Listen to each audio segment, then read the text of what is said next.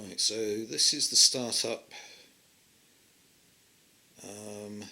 in the first turn, and the Infanta Maria Teresa is just emerging from the harbour mouth of Santiago de Cuba, and facing her is this crescentic blockade of American ships. They're all at a distance of roughly 7,000 yards, and the only other American ship is the New York over here, which is in the process of conveying Admiral Sampson to his meeting with General Shafter. So his ship is heading in an easterly direction, and he will be allowed to turn around immediately. So he is sailing at full speed, but all the other ships in the American force are stationary at the moment, but I'm going to have them as being battle ready, so they can start to fire on the Spanish ships immediately. And the game turn is two minutes, so once the ship has moved and the second turn begins, I'll place the next ship, next Spanish ship on the table at that point. But where I'm going to diverge from history is that I'm going to bring the torpedo vessels out early, and not only the Infanta Maria Teresa but the two torpedo vessels will take an aggressive action against the Americans, whilst the remaining three armoured cruisers attempt to break out to the west. So they are going to head off along the coast in this direction. And what I've decided is it's not going to be a sort of head-on clash between the two navies. The Spanish aim is to get away, so it's going to be a chase down the coast. So I'll obviously have to keep adjusting the ship's positions as they move along the table, because the whole battle took place over the course of about 75 miles. And if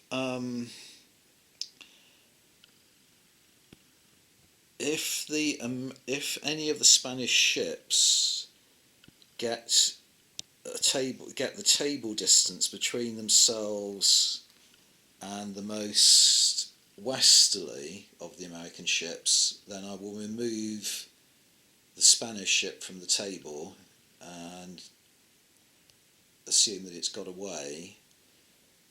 But at the same time, if the most easterly of the American ships, so that at the moment this one is most easterly, gets to be more than a table length away from the most easterly of the Spanish ships, which obviously has yet to emerge from the harbour, then I will remove the American ship so that it's no longer a part of the battle.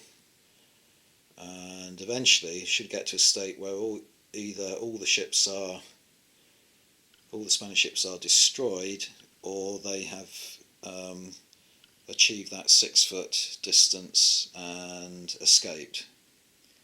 And also, I think I said all the American ships are stationary at the moment, but there was also, to make it a little bit more like the conditions on the day, there were coal saving measures going on, so they won't be able to begin to move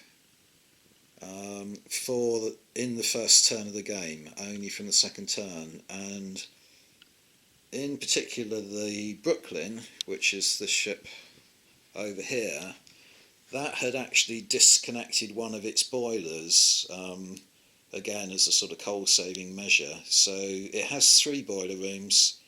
At the moment it's only going to have 2, which limits its maximum speed to 17 knots.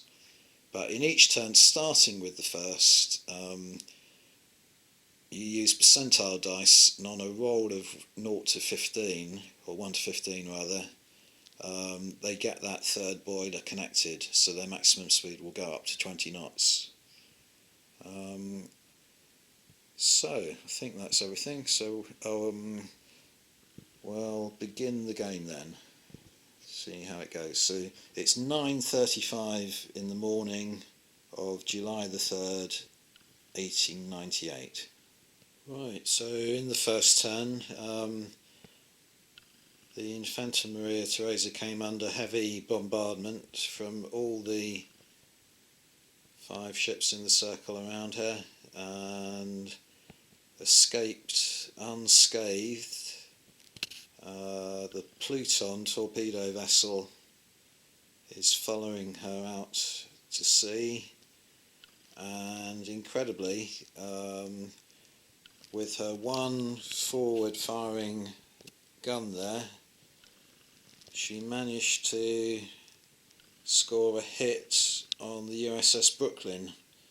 There was a 3% chance of doing so, and she rolled the right dice, but the damage was not very substantial, only general damage on the Brooklyn, so a lucky strike that wasn't particularly effective. But the thing I've noticed already is that there's a factor for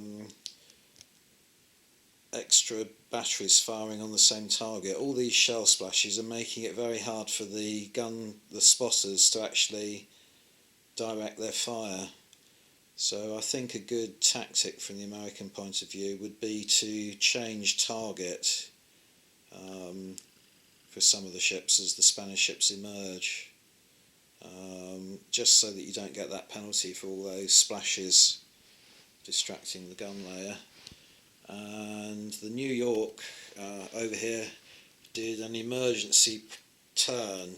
She's got the capability to turn 90 degrees as an emergency turn. So she turned 90 degrees, but that really reduces her speed down, so she's only effectively travelling at 10 knots while she's doing that. So she hasn't made any sort of distance back towards the battle, but she is beginning to point in the right direction. So that's the end of the first turn. On to the second turn.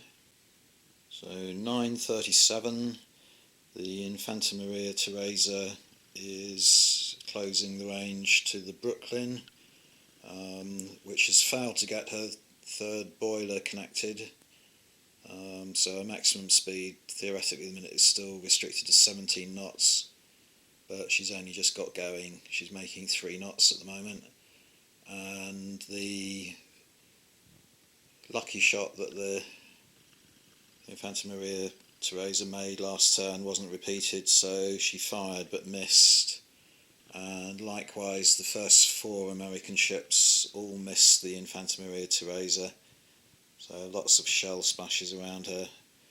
But the Indiana changed its target to the Pluton, which has emerged now and is taking evasive action, sort of zigzag course, in order to try and attack the Iowa over there.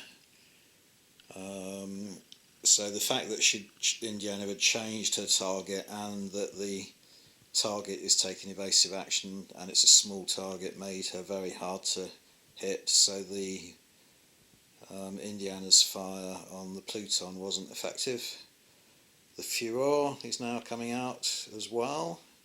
That will make some kind of aggressive move on, I think, maybe the Texas, I'm not sure. Let's see what happens. And the New York has done another 90-degree turn, so she's now steaming in the direction of the battle. Right, the Vizcaya is emerging from the harbour mouth, and both the Pluton and the Furor are heading straight forward at the moment towards the Iowa. The Iowa has identified the attack, so it's opened up with its secondary battery on the Pluton, which means there are now 2 shell splashes there, because the Indiana over there is also firing her primary battery at her. But most of the other ships are firing their, well, all the other ships apart from the New York are firing their primary battery at the Infanteria Teresa, which continues to close the range on the Brooklyn. And the ships are slowly turning now. The Brooklyn's turned 10 degrees to port. The Oregon's turned 10 degrees to starboard, and the Indiana's turned a full 60 degrees, her maximum turn now, so everything is beginning to develop into a chase along the coast. But there's still quite a few ships to emerge, so it is looking very much similar to the original battle, like the Almirante Kendo will end up being almost alongside some of these ships as she comes out the harbour and get clobbered. But so far no real strikes on any ships other than that small amount of damage on the Brooklyn. Well, that was an interesting turn. The Infanteria Teresa is slowly turning to parallel the course of the shoreline now, still firing ineffectually at the Brooklyn. There's a lot of fire coming down on her, but no hits. And in fact the Spanish, although they're 2 degrees less well trained in their gunnery skills, the way I've set this scenario up, the Spanish are actually having more luck with their gunfire, because the Vizcaya, as she emerged from the harbour mouth, opened fire on the Indiana and immediately scored 1 hit, which damaged the funnel, caused a fair amount of general damage, but also has reduced her gunnery effectiveness and permanently lost her 1 knot of speed. So her maximum speed, which wasn't brilliant, it was only 15 knots, is now down to 14. So in a chase scenario that's going to come in very useful indeed, as she probably won't be able to keep up. And also she was firing her, she didn't manage to score any hits with her primary guns on the Vizcaya in return, but she was firing on the Pluton, which is now shielded from her by the Furor, so that's why she changed her target to the Vizcaya, which caused her a little bit of a penalty changing target. But that gave the opportunity for the Iowa to concentrate her secondary guns on the Pluton without any penalty, and the Iowa still didn't manage to hit the Pluton, which has both of the torpedo boats now have given up taking evasive action, because I've realised that the sooner they can get within torpedo range of these ships, the better, because the faster they go, the more they pick up speed, the harder they are going to be to hit. So I want to try and get close and let loose with the torpedoes before they pick up much speed. So all in all, interesting development. And next one out of the harbour mouth here is the Cristobal Colon, which, as I keep reminding you, hasn't got any primary guns, so it's only going to be really effective at fairly short range with its secondary armament. Well, it's now 9:43. This is the end of turn 5, and there have been no hits. Lots of fire still on the Infanteria Teresa. She's switched her fire now because the Texas there is presenting a better target than the Brooklyn.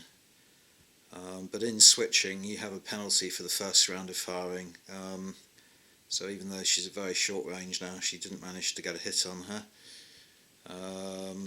The torpedo vessels are speeding up, and the Pluton is definitely a threat to the Iowa now, which is failing to take her out with her secondary armament. And the Texas over there took the opportunity to fire her primary guns at the Furor and again missed. The Indiana and the Vizcaya are exchanging shots without any hits. And at the back here, the Almirante Akendo is just beginning to appear at the entrance to the harbour. So everything is all set now for the chase along the coast. That was another turn, another 2 minutes of battle time where there were no hits scored by either side on the opponent.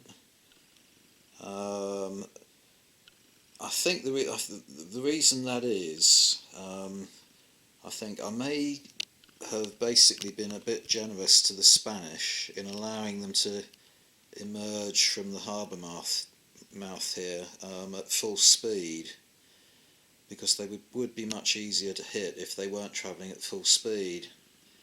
And perhaps that's what happened at the actual battle, that they came out very slowly and were easier targets, but it might also be partly down to the fact that apart from the Infanta Maria Teresa coming out first, I've altered the course of history by bringing out the torpedo vessels after her, and of course they're much nippier, smaller craft, so it might be that the hits begin to, because there's still a little bit of a congested area here, and it might be the hits begin to tell a little bit later in the game. The Cristobal Colon is very manoeuvrable vessel, so she was able to turn 90 degrees as her standard turn. In 2 minutes she can turn 90 degrees, so I've got her facing directly along the coast already, so she's going to make a run for it that way, and hopefully get away. And the only other ship behind her now, the Almirante Akendo, that will have to turn a little bit more shallowly, 60-degree turns, as the Vizcaya has done. But the interesting development in the next turn is that I prepared torpedoes in both those Spanish torpedo vessels, so they'll be able to launch their torpedoes next go. And the Iowa is failing miserably, even using all the advantages of short-range fire. There's a particular close-range effect table in the rules, and even using the benefit of that, they still haven't been able to damage the Pluton, which is really threatening the Iowa now. And the Furor will probably be able to let some torpedoes off at the Oregon there. So the next turn should be very interesting. Well, a great deal happened in that turn. Not so much up this end of the table. In fact, the absence of incident is remarkable here, really, because the ships are at such close range that you would expect them to be hitting now, especially the Americans, with their superior gunnery skills. But the dice rolls are just, they're 1 or 2 percentage points away from hits. So close, but yet so far. Over here I've left some templates on the table, because both the Pluton and the Furor launched torpedoes in this turn and narrowly missed the Iowa. And in fact the torpedo that's chasing the Iowa has run out of steam now, so I'll take that template off at the end of this turn. But the Oregon is likely to cross the path in the next turn as well of the torpedo fired by the Furor, because it was launched at a lower rate of knots and therefore has a greater range, so that template is going to remain on the table for the next turn. So there's a possibility of a single torpedo strike on the Oregon. What else happened over here? Quite a lot. The Spanish had a remarkable roll of lucky dice, and the Admiral Cervera fired on the Indiana and hit her with both primary gun turrets, causing all kinds of damage.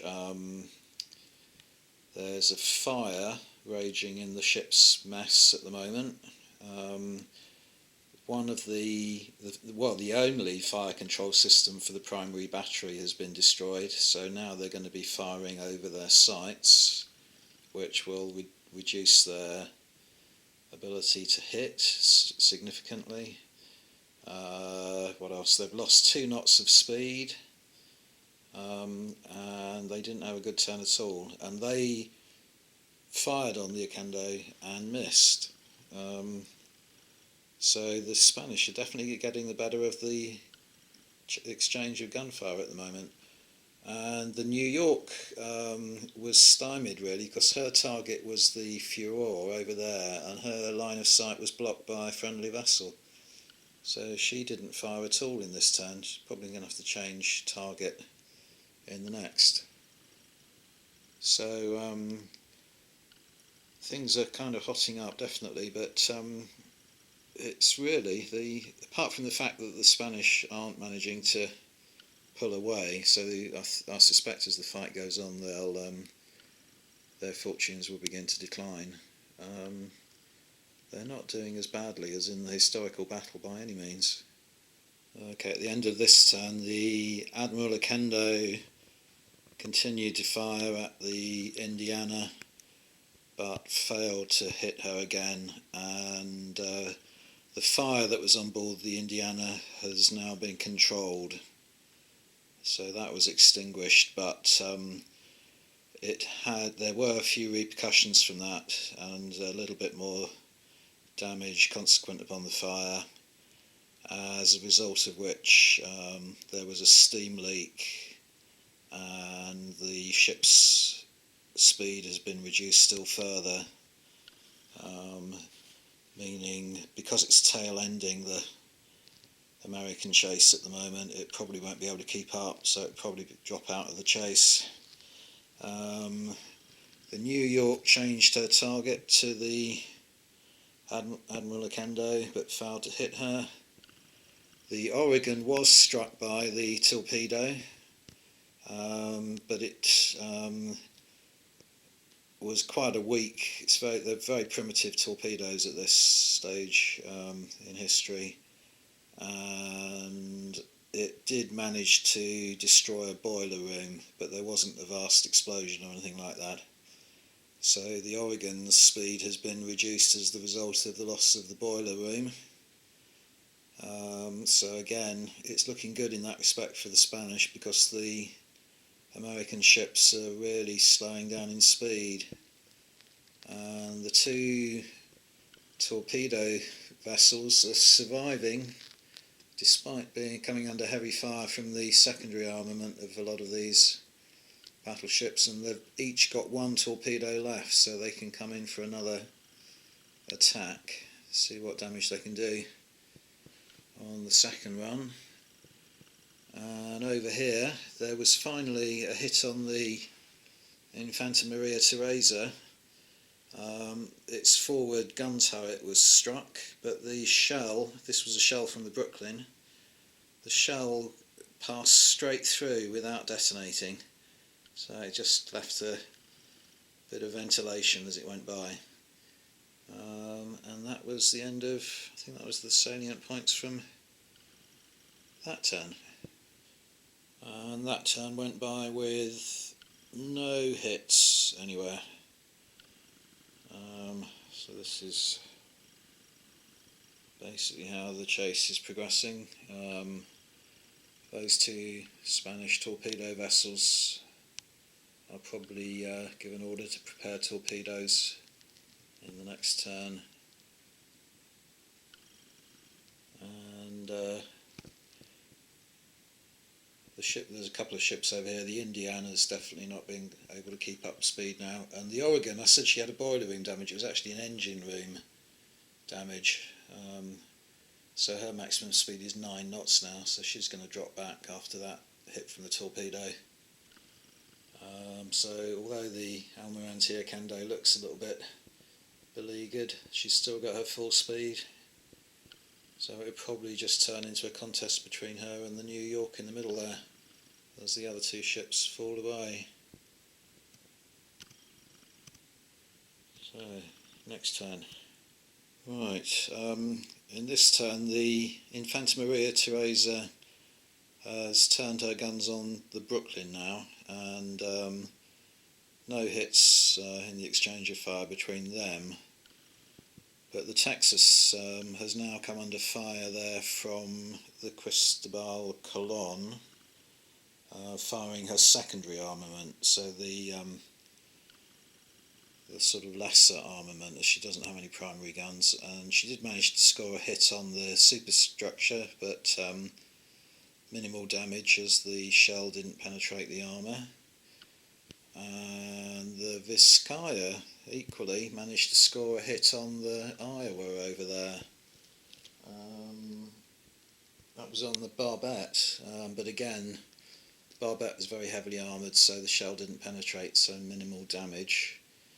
And the only other hits, the torpedo boats are finally being damaged, but not destroyed, which is significant. The Pluton is now on fire, and the Furor has been badly damaged. Her engine rooms have virtually shot to bits, so she's only got a maximum speed of 4 knots now, but not destroyed, and that's significant because she had an order to launch torpedoes in the next turn, and she's in the prime position to launch her final torpedo at the Oregon there. And over in this area here, lots of fire going on, but no hits, and the Indiana's slowly beginning to fall back there, so after a while she will drop out the game, not for some time yet, but she's not going to be able to contribute much from now on. And that's more or less it at the end of this turn. Well, quite a dramatic turn that time.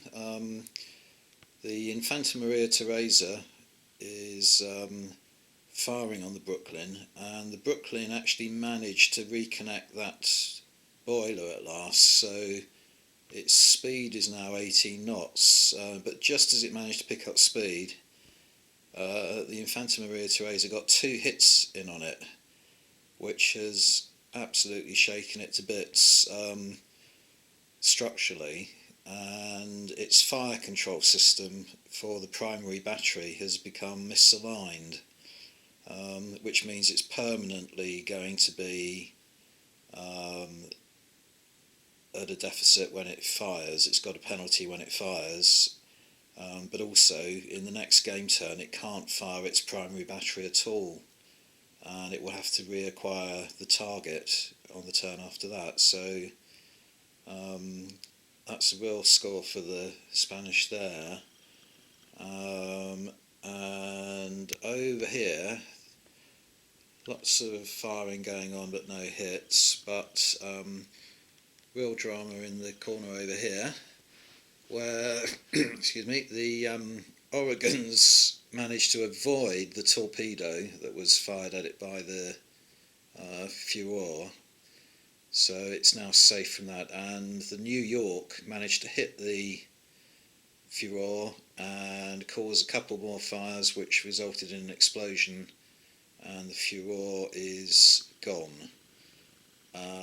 As to is the Pluton, simply because it couldn't control the fire that was already burning, and that spread and has now resulted in the destruction of that vessel. So both the torpedo vessels are going to come off the table now. But I'm quite pleased that they've actually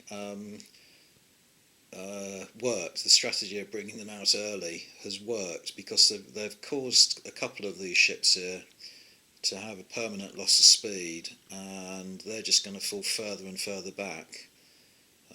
At the minute, the Indiana's restricted to 11 knots and the Brooklyn to 9, and all the Spanish vessels are still travelling at about 20 knots. So unless they become damaged and slow down themselves, the torpedo vessels have really helped in allowing the Spanish fleet to escape. So it's quite close. It's a very interesting development, and there's a long way to go yet before the Spanish fleet managed to get to a good distance between themselves and the Americans. There's still a fierce battle going on here. So we'll see what happens.